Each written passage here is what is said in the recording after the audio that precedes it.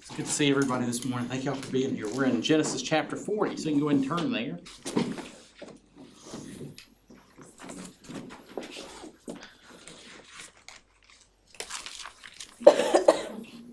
Them lights on. The bright one. I didn't think something was right. There we go. Yeah, thank you. I need that. I'm like to be blinded. All right. Well, it's great to see y'all all this morning. I can tell that we have a good many new people because after you've been here for a little while, you'll learn that that's the side that you can't see yourself on camera. And so, anyway, let's get started. So you guys are young, but I expect you already learned this, that life is not always fair. Sometimes it really seems unfair, and there's a lot of injustice in our world. We have people in our lives who do us wrong. People are going to hurt you. They're going to tell you they're going to do one thing, and they're going to actually do the other. They're going to turn on you. They're going to betray you. They're going to accidentally or unintentionally do things to you that cause problems in your life. Sometimes life is just unfair because life's unfair. We live in a sin-filled, broken world, and just things are going to happen, and they may not be anybody's fault, but that doesn't make you feel any better at the time it happens. So things are just not going to go the way that they should go. So this morning, I want you to think about when things go wrong in your life, when something seems unfair or unjust in your life, like what is your normal reaction? How do you normally react when things like that happen?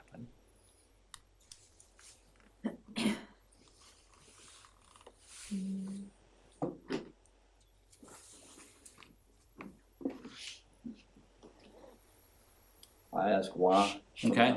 Yeah, ask why. And sometimes my whys are not like, they're just screams more than they are actually wanting an answer sometimes too. Yeah, absolutely. Anybody else? I feel sorry for ourselves. Yeah. I'm really good at feeling sorry for myself. I've got that down pat over the years, so absolutely. Anybody else?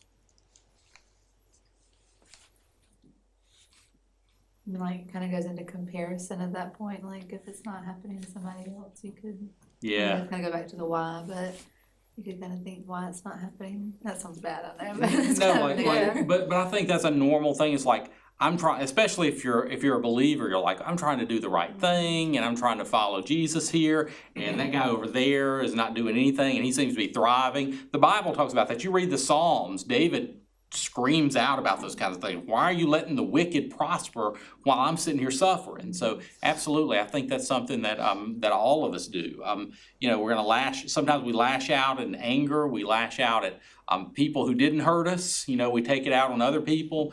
Some of us react with sadness or depression. Instead of taking it out on somebody else, we take it out on ourselves, and going into ourselves, cutting ourselves off from the world. Some of us put on the stoic face. That's a lot of times my temptation, just to act like nothing's wrong, act like nothing has happened, and then just let it eat you up inside until maybe you blow up eventually, But the fact is this: injustice and unfairness in our lives and in our world, it has an effect on us, and it ought to, because it's a result of sin. So we need to know that injustice, though, does not get the last word. And as we look at the story of Joseph today, as we look in chapter 40 of Genesis, we're going to see him dealing with a severe injustice, okay? It's going to be a terrible life situation for him, worse than anything anybody in this room has probably ever dealt with, okay? And so what we're going to see how we can deal with unjust situations in our own lives. How do we live when something is just not fair? And so as Joseph's entire life is going to show us, we can be certain that God is in control even when it feels like everything is out of control around us. So let's start by reading the first 8 verses of Genesis chapter 40. Will somebody read them for me? Sometime after this, the cupbearer of the king of Egypt and his baker committed an offense against their lord, the king of Egypt. And Pharaoh was angry with his 2 officers, the chief cupbearer and the chief baker, and he put them in custody in the house of the captain of the guard, in the prison where Joseph was confined. The captain of the guard appointed Joseph to be with them, and he attended them. They continued for some time in custody. And one night they both dreamed, the cupbearer and the baker of the king of Egypt, who were confined in the prison, each his own dream, and each dream with his own interpretation. When Joseph came to them in the morning, he he saw that they were troubled. So he asked Pharaoh's officers who were with him in custody in his master's house, "Why are your faces downcast today?" They said to him, "We have had dreams, and there is no one to interpret them." And Joseph said to them, Do not interpretations belong to God? Please tell them to me." Okay, so let's talk about, remember the background of our story here. This is the third week we've been looking at the life of Joseph, so I want you to remember the context of where we are. Joseph's one of 12 sons of Jacob. He is the great-great-grandson of Abraham. He is Jacob's father. He's Jacob's favorite of the 12 sons, and that favoritism that Jacob showed to Joseph has bled over into jealousy with the other brothers. They are not happy with this. And then after this jealousy begins to well up, Joseph has this dream where they're all bowing down to him. And just FYI, the last thing you need to do if your siblings are jealous of you is tell them you had a dream that they were all bowing down to you. It's not going to work out well for you, and it works out very poorly for Joseph. He is thrown into a pit. He is eventually sold into slavery. The brothers tell their dad, "Hey, Joseph was killed by a beast." Oh well. And so Joseph is sold into slavery. He ends up being owned by the head of the Egyptian guard, a guy named Potiphar. And we're told that during that time, Joseph thrives in Potiphar's house. He's running the entire house.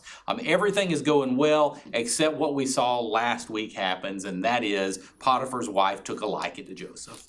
And she just over and over again tried to get him to sleep with her. He refused to. The last time he refused, he ran away and he left his coat behind, and she accused him of attempted rape, and Joseph is thrown into prison. And so when we get here to chapter 40, that's where we see he is.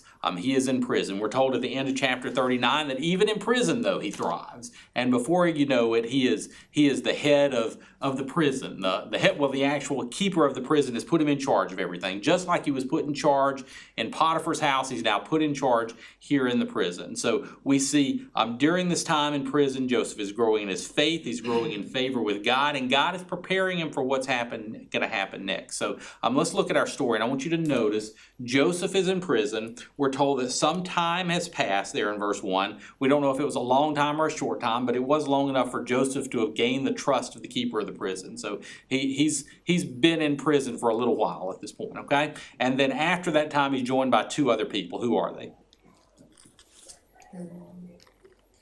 Chief cupbearer and the chief baker. Yeah, the chief cupbearer and the chief baker. Now, these may seem like not that important of jobs to you. He's like the guy who's holding the cup and the guy who's baking the cakes. But these are actually high trust jobs for a king. The cupbearer, nothing touches the king's lips without the cupbearer tasting it first. Why would that be? Yeah, testing to make sure it's not poisonous. So that, number one, it's a high risk job, and number two, it's a high trust job because it's his job to handle that, and he probably is a chief advisor too. And if you think about it, the baker is has to be in a position of trust too, because apparently kings were just getting poisoned all the time back in these days. All right, it was just one of the dangers of the job. Somebody was trying to slip something into your food, and so both of these are very high trust jobs. And so for some reason, both of them did something. We don't know exactly what it is, but they did something, and they're thrown into prison. And because of Joseph's high integrity and the trust that people had in him, what does it say the captain of the guard did?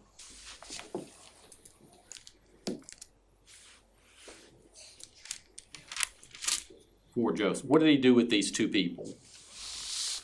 Appointed Joseph to be with him. He appointed Joseph to be with him. Where have we heard that phrase, captain of the guard, before? Y'all remember? The captain of the guard has a name. We heard him last week.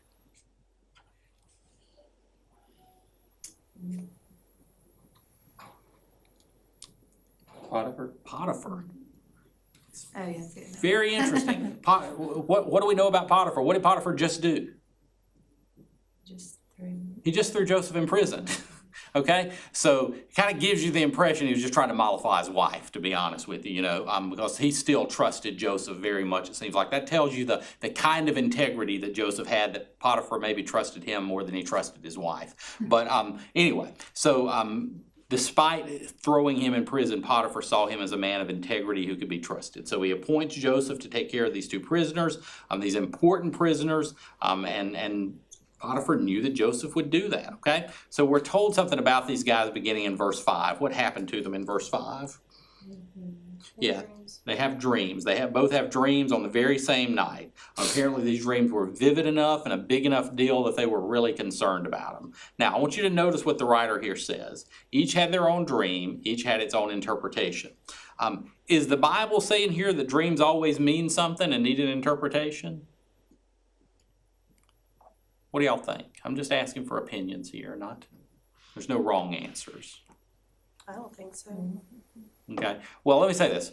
Probably your dreams always mean something, but that doesn't mean they're always something prophetic. Sometimes it means you watched the wrong TV show at night. Sometimes it means you ate the wrong thing that evening. So I'd be hesitant to say, though, that dreams are always or even usually messages from God.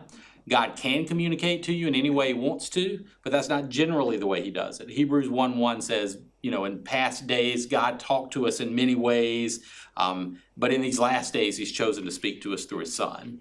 And so Jesus is the ultimate revelation of who God is, and his word tells us everything we need to know about Jesus. So don't expect that, generally speaking, God is going to speak to you in a dream.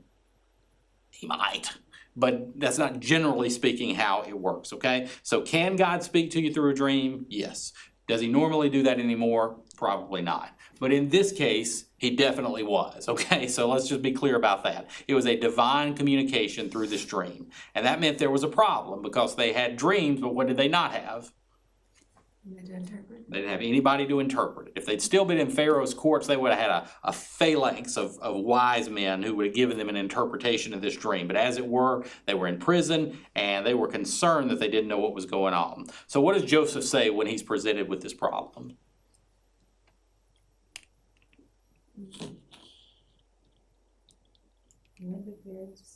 What does verse 8 say? What does he say? Tell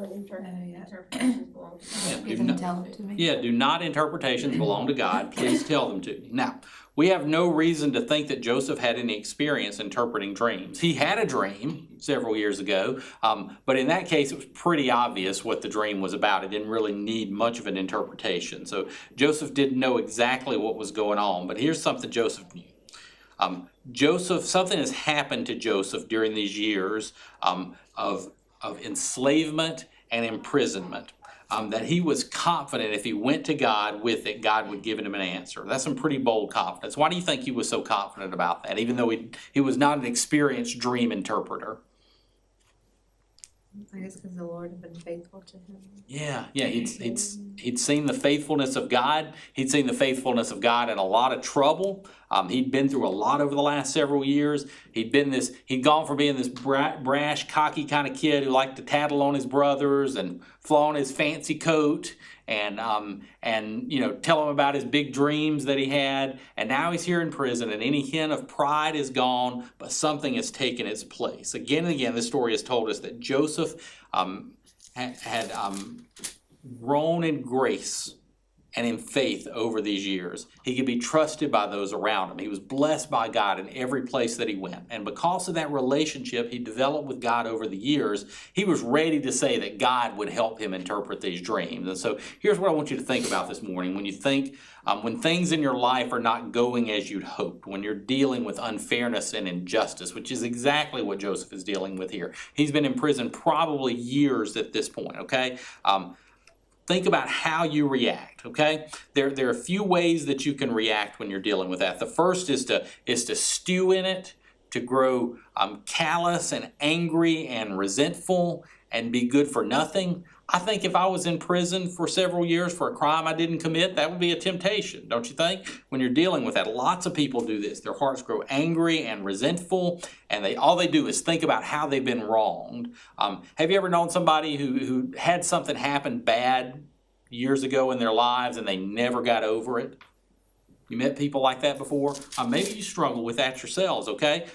Still stewing on it after all those years. Now, often, I'll be clear, those situations, there's some mental health issues that need to be dealt with, but you would be wrong to think this is not also a spiritual issue when you can't get past hurt and pain. And there's something going on in your heart there that you need to let the Lord deal with, okay? So that's the first way that you could deal with injustice. You just stew in it and you never get over it and you never get past it. There's a second way to deal with it that may seem a little better, but I don't think it's ultimately the right way, and that's just to ignore it. Act like everything's fine, to pretend like nothing happened. Maybe you even say something like, you know something, I'm going to count my blessings. There are other people who have it worse than me. Like, you shouldn't make yourself feel better with other people's misery. You know, that's like, yeah, I know this happened to me, but look at that guy. That's terrible. You know, that makes me feel a little better that his life is worse than mine. You know, that's kind of what we do, something like that. And that's maybe better than the first way because you're not just 100% focused on it all the time, but it's not the ultimate way to really thrive during difficult times. And what we see here in Joseph is the gospel way to do it, okay? First of all, we're going to see Joseph acknowledging the hurt and the pain and the injustice and recognizing that Jesus is good anyway, okay? So here's what I know. There's a lot of junk in the world. There's a lot of pain. There's a lot of hurt. And sometimes you just have to deal with it because it's the way the world is. But because God sent his son to die for me, because Jesus died in my place and has made me I'm a brother, I'm a joint heir with Jesus, I'm a part of God's family, then I can know with 100% certainty that God loves me. I don't have to have any doubts about that. No matter what else happens in my life, if the only thing that God ever does for you is send his son to die for you, to die for your sins, that ought to be all the proof that you ever need that God loves you. So even in hard times, you can have rock solid certainty about God's love for you. And more than that, you can know that because he loves you, he's working out a good plan for your life. Okay, what we see in the story of Joseph, really the promise of the story of Joseph is that through everything that he goes through all the hurt and the pain and the injustice, God is working out all of it for his good and for God's glory. God is sovereignly working through all of this, not just to accomplish good for Joseph, but to accomplish good for the whole world. Because where is Joseph's story ultimately taking us? Somebody whispered it. I'm not going to look at him. Somebody almost said it. Where's Joseph's story taking us? To Jesus. To Jesus. That's right. Joseph's story is taking us to Jesus. Remember what this is. This is part of God's plan that we see this beginning back with Abraham. He says, I'm going to make a great nation of you, and through this great nation, all the nations of the world are going to be blessed. And so this is Abraham's great-great-grandson now. This great nation has not been birthed yet, but Joseph is down here in Egypt, and we're going to see this story end with all his family coming down in Egypt, and what's going to happen to them eventually while they're in Egypt as they grow. Be enslaved. They're going to be enslaved, okay? They're going to become slaves, but we're going to see Moses rise up. Moses is going to take the people through the Exodus, and he's going to take them where? To the promised land, where this great nation that Abraham has been promised is going to come. This great nation is going to grow, and ultimately, who's going to come from this great nation? Jesus. Yeah. Just FYI, if you don't know the answer, you're probably pretty safe just saying Jesus, okay? Jesus is going to come out of this great nation, and Jesus is going to die for the sins of the world, and ultimately this promise that has been made to Abraham is going to be fulfilled in Jesus. When God told Abraham, through you all the nations of the world are going to be blessed, he's talking about Jesus. And so guess what? Through Jesus, we all have the blessing of knowing that we can have our sins forgiven because Jesus has died for us. And so what we see here in Joseph, in this story of Joseph, is just this chapter in this great story of God's redemption. And sometimes, and I say all that, okay, that's important for you to understand, but I say all of that to say this. When you're dealing with injustice and you're dealing with hurt and dealing with pain in your life, you have no idea where it's headed, okay? Joseph had no idea where it was just headed in his lifetime. But it's going to head to something good, and he's going to say that later, okay? And when you're dealing with stuff, the reason that you can be confident and joyful even in these times of injustice is because you know that God is working out the plan. And even if nothing else good happens for the rest of your natural life, the promise of the gospel is that you are going to be with him when you die, and that one day he's going to create a new heaven and a new earth, and he's going to finally fix everything forever, and we're going to be a part of that. And this life, with all its troubles and all its problems, is a blip on the screen. That's all it is for an eternity of perfection. And so during these times, if we can just remember the gospel, that's what's going to give you the power you need to live out during these hard times. And we see Joseph doing this right here. We recognize how he's growing in his faith, so much so that he's willing to say, hey, I'm in prison, but God's still on my side, and he's going to give me an answer here. And so that's how we see this turning out, all right? Anybody want to add anything to that? Questions? Anything before we look at the rest of this story? All right, somebody read verses 9 through the end of the chapter for me, through 23. So the chief cupbearer told his dream to Joseph and said to him, in my dream there was a vine before me, and on the vine there were 3 branches. As soon as it budded, its blossoms shot forth, and the clusters ripened into grapes. Pharaoh's cup was in my hand, and I took the grapes and pressed them into Pharaoh's cup and placed the cup in Pharaoh's hand. Then Joseph said to him, this is its interpretation. The 3 branches are 3 days. In 3 days Pharaoh will lift up your head and restore you to your office, and you shall place Pharaoh's cup in his hand as formerly when you were his cupbearer. Only remember me when it is well with you, and please do me the kindness to mention me to Pharaoh, and so get me out of this house. For I was indeed stolen out of the land of Hebrews, and here also I have done nothing that they should put me in the pit. When the chief baker saw that the interpretation was favorable, he said to Joseph, I also had a dream. There were 3 cake baskets on my head, and in the uppermost basket there were all sorts of baked food for Pharaoh, but the birds were eating it out of the basket on my head. And Joseph answered and said, this is its interpretation. The 3 baskets are 3 days. In 3 days Pharaoh will lift up your head from you and hang you on a tree, and the birds will eat the flesh from you. On the 3rd day, which was Pharaoh's birthday, he made a feast for all his servants and lifted up the head of the chief cupbearer and the head of the chief baker among his servants. He restored the chief cupbearer to his position, and he placed the cup in Pharaoh's hand, but he hanged the chief baker, as Joseph had interpreted to them. Yet the chief cupbearer did not remember Joseph, but forgot him. That took a dark turn, didn't it? Okay, let's talk about these dreams and how Joseph interprets them, okay? They're very similar sounding dreams, but they have very different interpretations. The cupbearer has this dream that there's a vine before him, and if you think about that, that makes sense. His job is to taste the wine the Pharaoh drinks, and so he dreams about this vine that buds and turns into grapes. Then he took the grapes and pressed them into Pharaoh's cup for him to drink. So what is Joseph's interpretation of that dream? In 3 days, the Pharaoh will restore him to his previous position. Yeah. So the 3 branches represent the 3 days. In 3 days, the Pharaoh is going to lift up his head. In other words, just imagine like somebody picking up your head and restoring you to previous position. He's going to be forgiven. Now, Joseph asked the cupbearer something in verse 14. What is that? To remember him? Yeah, remember me. Okay, so you're about to be restored to your position. I didn't do anything wrong. Remember me when I get here. So he tells him that he's seeking to be faithful where he is, but he also wants justice. He also wants to have the wrong in his life righted here. Okay, now a different dream, a different interpretation for the baker. The baker's hoping now. He just heard what the cupbearer got, so like he's feeling pretty good about things. Like, all right. Tell me what you got, Joseph. And what is the baker's dream? 3 baskets of cakes.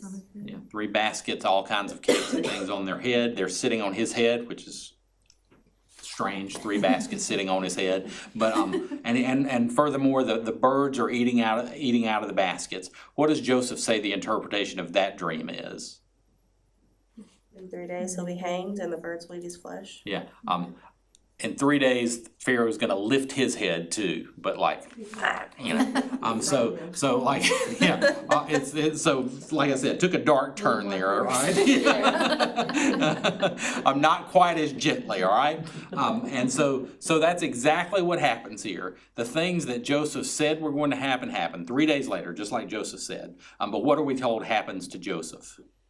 He's forgotten. Yeah, he's forgotten. He is stuck in the pit. He is still there in the prison. The cupbearer got back to his spot, and he's like, yes, and probably like, I'm going to keep my mouth shut right now. I'm going to hang low. I'm not I'm not speaking up for anybody right now. I'm just trying to keep my own head on me at this point, you know. And so he forgets all about Joseph. Go back to sleep. Huh? Probably not going back to sleep. Don't want to have any more dreams. This one worked out good, but I don't know what's going to happen next. And so even though Joseph spoke for God and interpreted the dream, he didn't get out of prison. As a matter of fact, we're told it's 2 more years before anything happens here.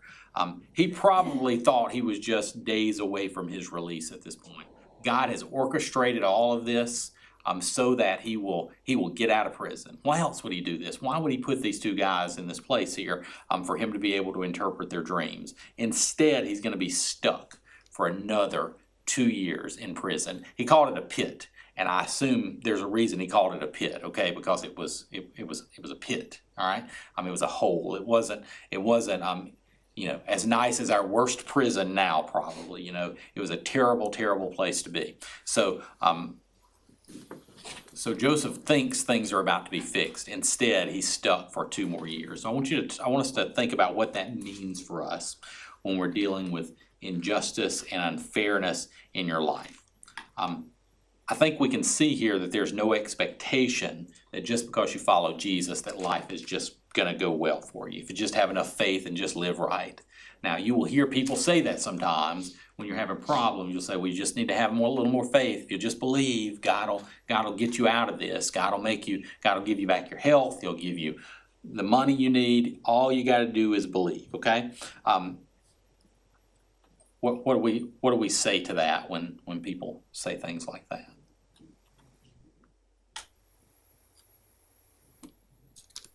I think look at Joseph's life. Maybe one thing. The Bible also tells us that all who desire to live godly lives will deal with persecution, will deal with difficulty. When you're in a position, when you're a believer, you have no expectation that life is just going to be good if you have enough faith and you live right. Okay, I know, and I think especially at your age. I say your age. I know I'm not. Well, I am a good bit older than y'all, so let me just speak as some. It's weird speaking as the person of experience in a room, but let me just speak as the person of experience for a minute. At your age, it's tempting to think, all right, I get this right, this right, this right, and then everything's going to be smooth from here. All right, I just need to get these things going, get the job right, got the marriage now, the kids are here, we're moving in the right direction, or I'm figuring things out, and so I just need to get the next thing settled, and everything's going to go right from there. And sometimes it doesn't. Sometimes everything that you thought you had planned, it does not happen that way. And you think, why are you doing this to me, God? I did everything right.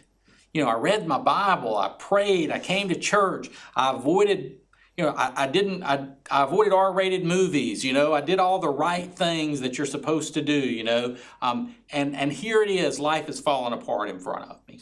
Why did you allow that to happen? And what we need to have is a good theology of suffering. Understanding that because Jesus suffered, we're going to suffer too. It's part of life. Okay? And understanding that when it happens, it is no sign that God doesn't love us. It is no sign that he's not working for us. Joseph is here in prison for 2 years, but God is working through it all. Okay? And what he's doing is he's turning Joseph into the kind of person that he wants him to be so he can do the kinds of things that he wants him to do. And I seriously doubt that God can greatly use anyone he hasn't greatly afflicted. All right? Pain and suffering are often the tools that God uses to help us be the people that he wants to be, to use us for the purposes that he wants us to use us for. And that's what's happening in Joseph's situation here. Okay? Now, let me ask you this. When you're in a position like that, just because you're dealing with those difficulties, and as believers we're going to deal with difficulties, does that make it wrong to pursue justice and to desire for the rights in your life to be wronged? Should we just suffer and forget about it? Or should we want to see the rights be wronged? Yeah, we see Joseph doing exactly that. He's like, help me get out of prison here. I shouldn't be here. You can be persecuted for righteousness' sake, and when you are, you can rejoice, but that does not mean that you can't desire justice and hope for those wrongs to be righted, even take steps to make that happen. It's good to pursue justice. When justice is done, God is pleased, and we should pursue it not only in our own lives, but in the lives of other people. Justice is good and it is right, okay? But we also have to understand that God works on a different timetable than we do. You have no promise of immediate justice when you pray or when you desire for it. It may be 2 years before you get your justice. It may be a lifetime before you get your justice. But as believers, we know that justice will eventually and fully be done. That is the promise of the gospel. And that's why we always have to read the Old Testament, but the entire Bible through the lens of the gospel. All right? The gospel tells us that one day every injustice is going to be undone, that every sin is going to be dealt with. Every sin, there's not a single sin that God is going to overlook. He's either going to deal with, he has already dealt with it on the cross through Jesus, or he's going to deal with it at the final judgment. But we can be certain that God is a just God because he's promised he's going to deal with every wrong, and every sin, finally and forever. He's taken the judgment for us on the cross, and for those who don't receive it, they will receive judgment and just judgment for their sins, okay? So when you're in difficult situations, unfair life circumstances, dealing with injustice and in pain, you can know that a day is coming when God is going to make everything right, finally and forever. And that is good news, okay? We're going to see that happening in Joseph's life. That's where we're headed here, okay? This doesn't end with Joseph dying in prison. This ends with God working out this situation for Joseph's good and for God's glory and for God's purposes. And the promise I can say to you is that he's doing the same thing for you. I don't know what's happening in your life right now. Maybe everything's going great. Let me tell you something. That ain't gonna last if it is, okay? Just have that word for you, that word of prophecy for you this morning. Things are not going to stay that way if they're going great. But the other promise is if they're not, God is still working things out for your good. He has good purposes for you. He's going to use you for his glory, and those are going to be for your best good. And you can trust that promise, and you can hold on to that promise, and because it's true, you can live with confidence and peace and joy when you deal with this kind of stuff, even as you're dealing with it, because you know that God loves you. You know that Jesus died for you, and you know that one day he's going to set it all right, okay? As people in your 20s and 30s, y'all don't think about eternity probably enough. But if we will keep our eye on that at all times, it will change the way we think, okay? All right, anybody want to add anything? Any questions? Anything like that? It's probably a little beside the point or whatever, but why do we know why the cupbearer was forgiven and the No baker idea. not? No idea. We don't know if one of them was wrongly accused or if one of them just had a greater offense than the other. No idea. I don't think the cupbearer would have been restored to his position unless either it was a very minor offense that the king got really upset about or he was wrongly accused. But yeah, there's no this is the only time we hear anything about this, so we don't know what it would have been.